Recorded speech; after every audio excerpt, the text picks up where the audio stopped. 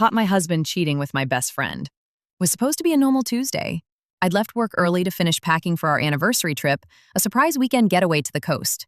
The house was quiet when I walked in, the way it always is at 2 p.m., sunlight pooling on the hardwood floors. But then I heard it.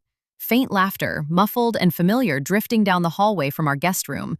My stomach dropped. The signs had been there.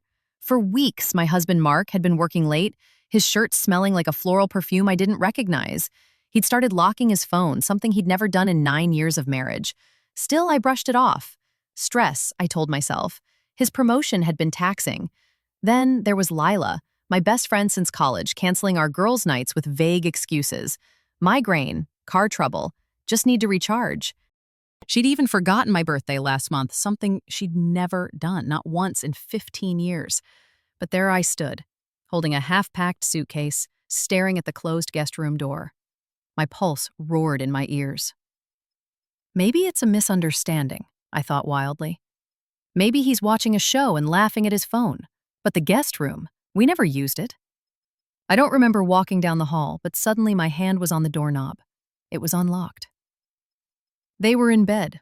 His back was to me, sheets tangled around his waist, Lila's arm draped over his shoulder, her nails, painted that shell pink I'd complimented last week, digging into his skin. Her head whipped toward me first, her face went white.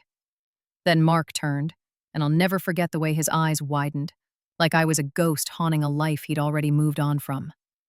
"No," he said, scrambling for the sheets. "No, this isn't—" I didn't scream. I didn't cry. I just stood there, frozen, as Lila whispered, "Oh my God." Rachel, in a voice so small I barely recognized it. They tried to explain, words like mistake and didn't mean to and one time. But all I could focus on was the navy blue bra on the floor, mine. A lace set I'd bought for our anniversary. She was wearing my lingerie, in my house, with my husband. I left, got in my car and drove to my sister's place, trembling so hard I nearly sideswiped a mailbox. By the time I arrived, rage had hollowed me out. I threw up in her bathroom, then collapsed on her couch, shaking. They knew, I kept repeating. They knew. That was 3 days ago. Mark has blown up my phone. Apologies, pleas, voice notes sobbing about therapy and fixing this. Lila sent a single text. "I'm so sorry. I never wanted to hurt you." I blocked her number. The worst part of me still loves him. 9 years. A life built together, photos on the walls, inside jokes, the way he kissed my forehead before work. But every time I close my eyes, I see them tangled in those sheets and my chest caves in all over again. My sister says I should lawyer up. My mom thinks I should hear him out.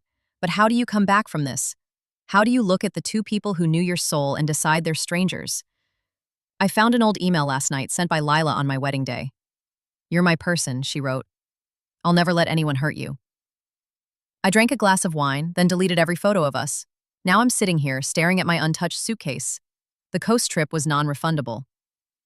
TLDR, walked in on my husband and best friend in bed together days before our anniversary trip. Now I'm on my sister's couch, torn between rage and grief, wondering if I'll ever trust anyone again.